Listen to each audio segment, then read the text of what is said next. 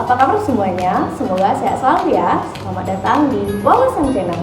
Di sini kita akan menjelajahi sisi lain dari dunia hewan yang mungkin belum pernah kita ketahui.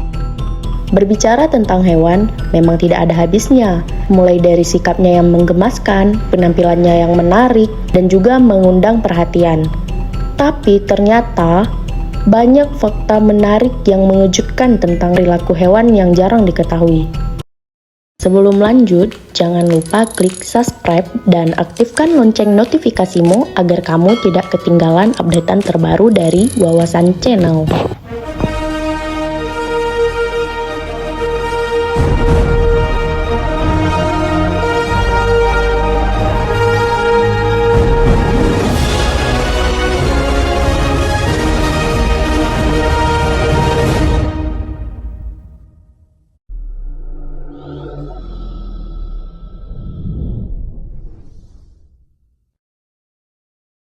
Yang pertama, lumba-lumba. Lumba-lumba adalah mamalia laut yang sangat cerdas dan sosial. Mereka termasuk dalam ordo Cetacea yang juga mencakup paus dan pesut. Lumba-lumba dengan senyumnya yang menawan dan kecerdasannya yang luar biasa sering kita anggap sebagai makhluk laut yang ramah dan menyenangkan. Namun, di balik citra positif mereka ini, ternyata mereka juga menyimpan sisi gelap yang jarang kita ketahui. Lumba-lumba ternyata adalah predator yang tangguh dan agresif. Mereka menggunakan gigi tajam mereka untuk menangkap mangsanya, dan terkadang mereka membunuh mangsanya hanya untuk bersenang-senang. Perilaku agresif ini tidak hanya ditunjukkan pada hewan lain, tetapi juga sesama lumba-lumba. Lumba-lumba jantan sering terlibat dalam memperebutkan wilayah dan betina. Dan mereka tidak segan-segan menggunakan kekerasan untuk mencapai tujuan mereka. Selain itu, lumba-lumba juga dikenal sebagai perilaku seksual yang kasar. Lumba-lumba jantan sering memaksa betina untuk kawin dan mereka bahkan melakukan kekerasan seksual pada lumba-lumba muda. Yang kedua, anjing laut. Makhluk yang tampak lucu dan menggemaskan ini ternyata juga terlibat dalam perilaku yang mengejutkan dan mengerikan.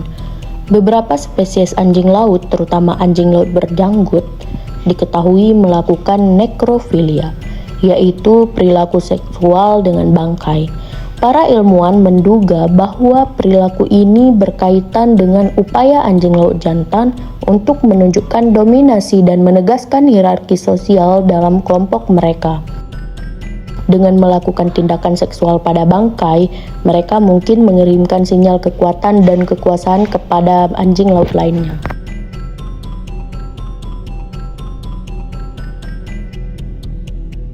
Yang ketiga adalah penguin.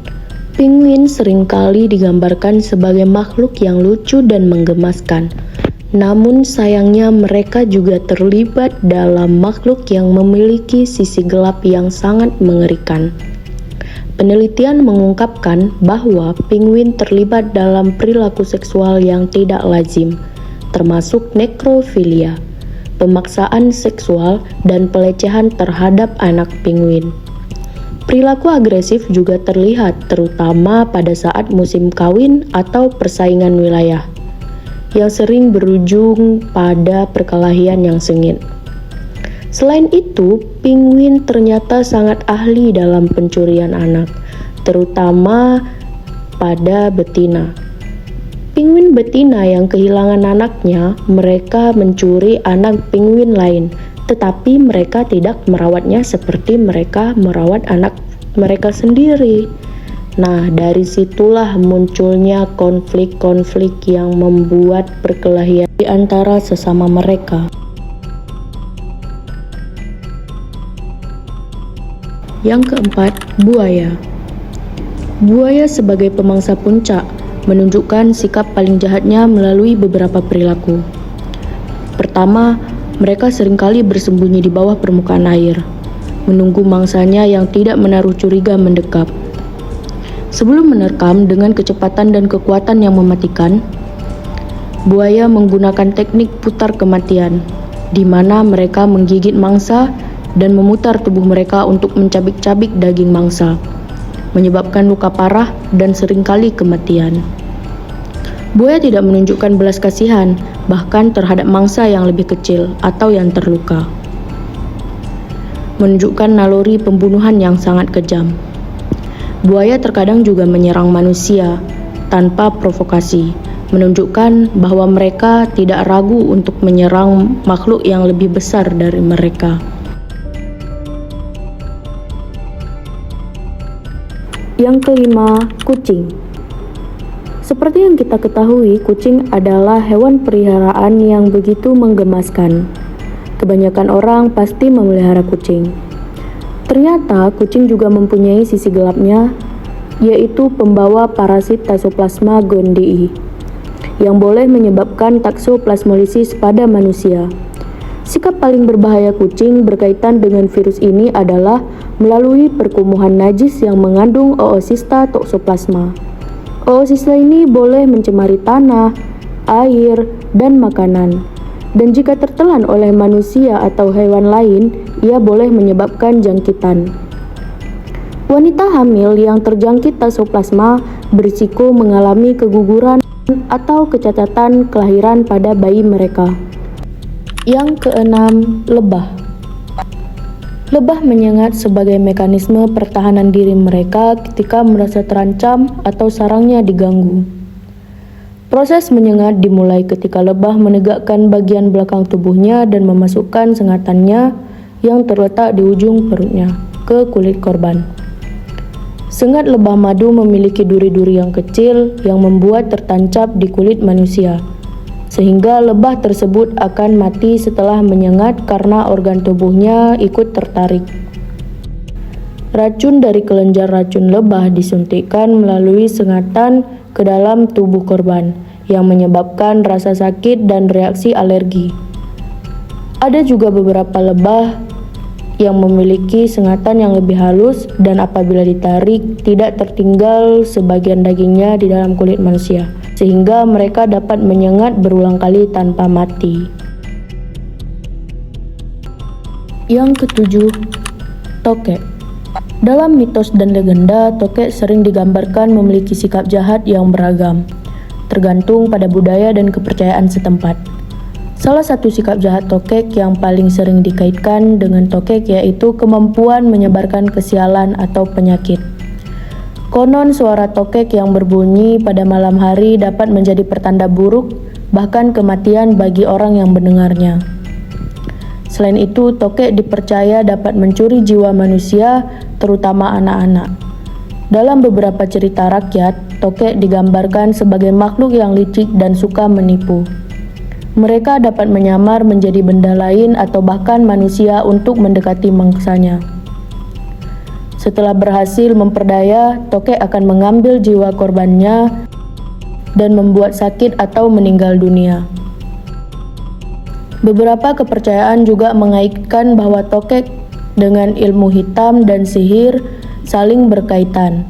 Konon bagian tubuh tokek, seperti lidah atau matanya, dapat digunakan sebagai bahan ramuan sihir yang berbahaya. Yang selanjutnya ada gagak. Gagak memiliki ingatan yang sangat baik dan dapat mengingat wajah manusia yang pernah menyakiti mereka, bahkan bertahun-tahun kemudian. Mereka dapat membalas dendam dengan berbagai cara, seperti menyerang, mengganggu, atau bahkan memberitahu gagak lain tentang musuh mereka. Selain itu, gagak juga dikenal sebagai hewan oportunistik dan pandai mencuri. Mereka sering mencuri makanan dari hewan lain, bahkan dari manusia. Mereka juga dapat merusak tanaman dan properti untuk mencari makanan atau bahan sarang. Gagak juga memiliki kemampuan untuk meniru suara, dan kadang-kadang mereka menggunakan suara itu untuk menipu dan mengganggu hewan lain. Mereka dapat meniru suara predator untuk menakuti hewan lain dan mencuri makanan mereka.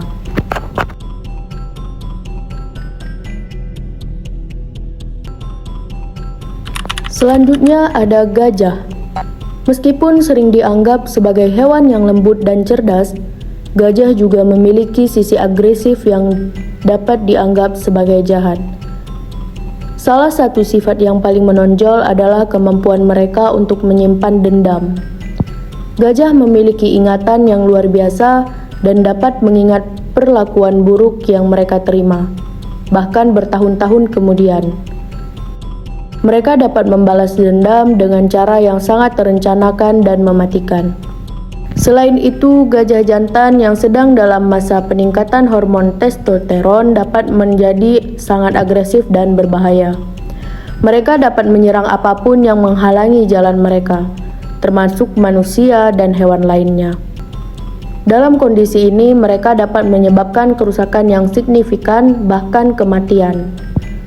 Gajah juga dapat menjadi agresif ketika merasa terancam atau melindungi anak-anaknya. Mereka akan menggunakan kekuatan fisik mereka yang besar untuk menyerang dan menghancurkan apapun yang mereka anggap sebagai ancaman. Dalam beberapa kasus, gajah juga diketahui menyerang dan menghancurkan desa-desa manusia sebagai bentuk pertahanan diri atau pembalasan.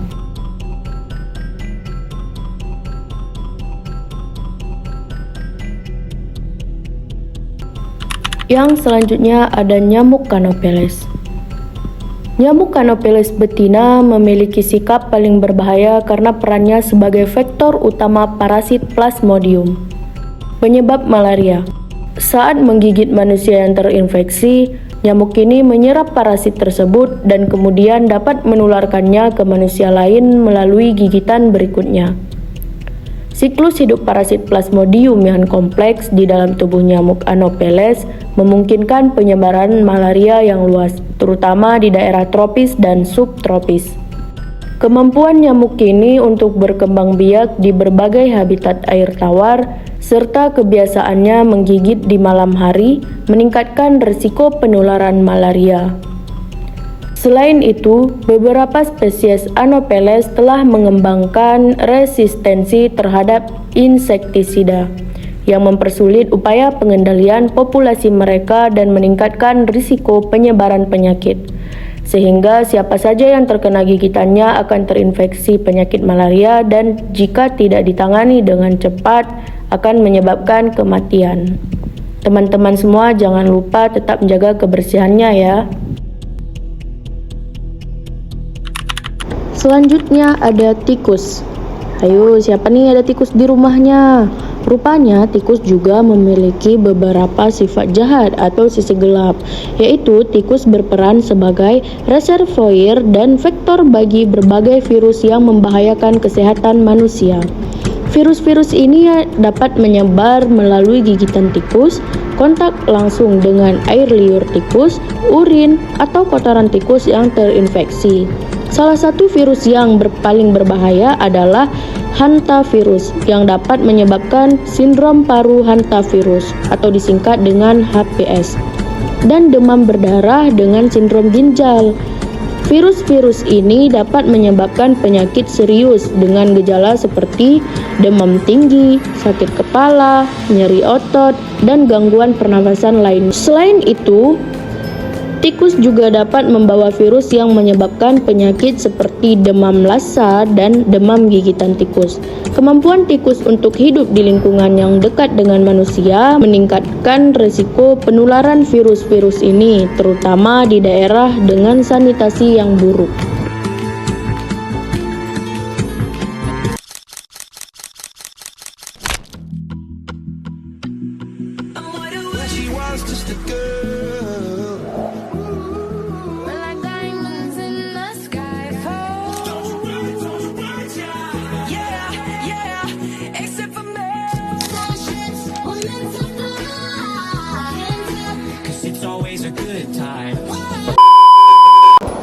Oke guys, itu tadi adalah beberapa sisi gelap yang terjadi pada hewan. Tetapi kita juga tidak boleh mengambilnya sebagai kesimpulan, karena sisi gelap itu terjadi juga beberapa faktor yang menyebabkannya. Nah, terima kasih ya sudah menonton video ini. Semoga bisa menambahkan ilmu dan wawasan kita bersama.